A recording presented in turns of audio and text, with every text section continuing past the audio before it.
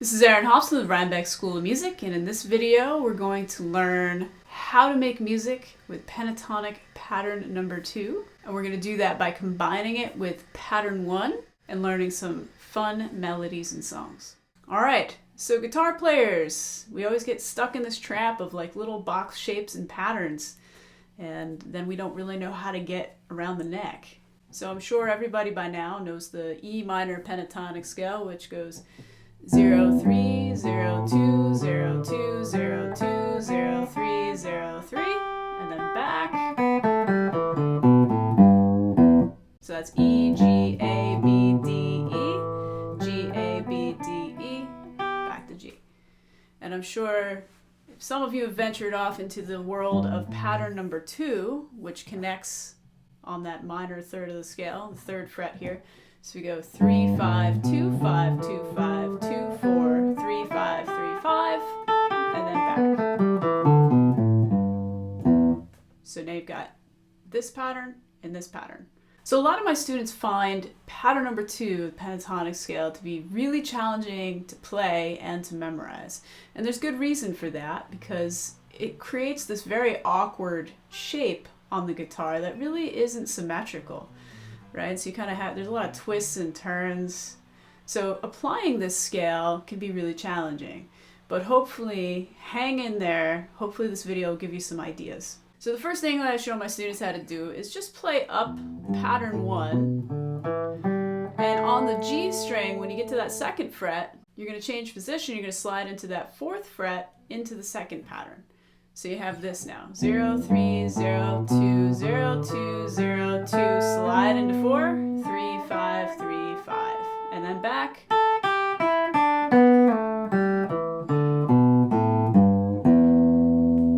So I'm using my middle finger, and that's important. The reason why is because when you slide and change that position, you want to be able to grab this next note with your pointer finger.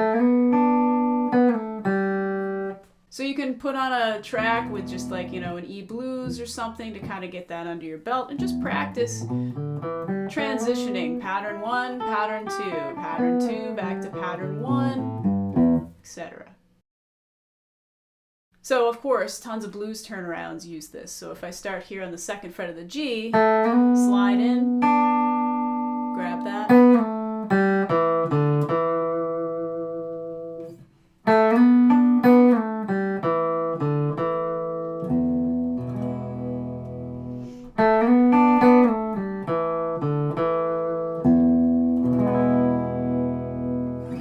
You can also do that with double stops. Double stops are just hitting 2 strings at a time. So I'm combining the B string 3rd fret with the 4th fret of the G. And again, fingering matters. I'm using my pointer in my middle like this.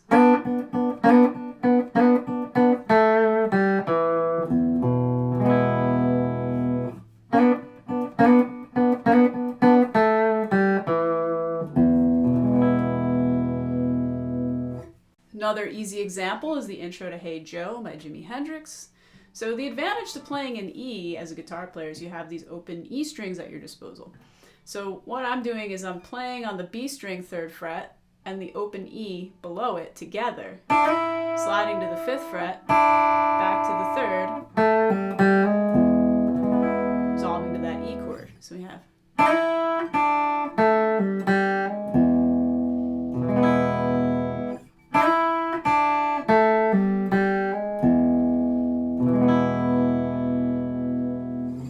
So now here's some more interesting examples that are a little bit more difficult to execute, but they're fun examples. One is Boom Boom, the Animals version. That's a John Lee Hooker blues tune, but they covered it. And this has a lot of that blues turnaround. So originally the song is in F pentatonic, but I've put it down a half step to E for this example. So you'll see a lot of this turnaround stuff in here.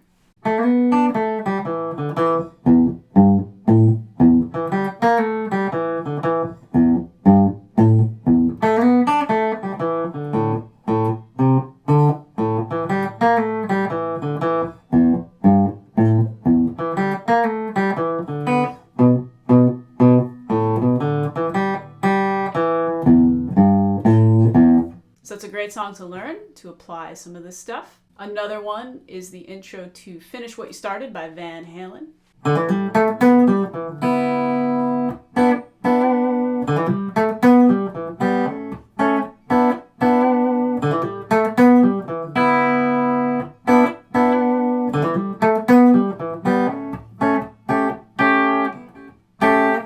And of course, the solo to Wish You Were Here, which I've done a little tutorial on many moons ago, is a great one for combining pattern 1 and pattern 2.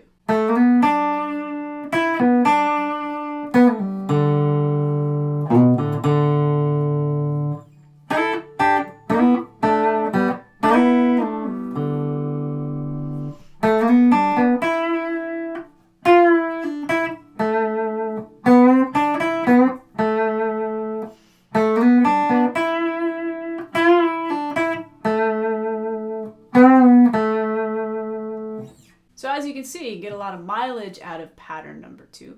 Good thing to do is to experiment. There's lots of backing tracks on YouTube for E-blues play-alongs. If you're at a basic level, you can just kind of practice your scale, up and down, just getting comfortable with those positions. And if you're more advanced, you can try some of the later examples in this video. Or you can keep it simple with some of the earlier ones and just kind of find your way around. So a lot of these examples were centered around, an E major or an E dominant 7, which gives it a bluesy kind of sound. But you could also play stuff like this over an E minor chord, because it is the E minor pentatonic scale. So that's the fun of it. It works over minor chord and a major chord. And remember that just because we're playing this in the key of E doesn't mean that you can't transpose a lot of these same ideas to other keys. So example, if we're playing an A pentatonic, right, up here, you can take some of these same concepts and apply them to another key. So if you haven't already, visit www.rhinebeckschoolofmusic.com and subscribe. Become a patron, www.patreon.com/Rhinebeck School of Music. See you at the next one.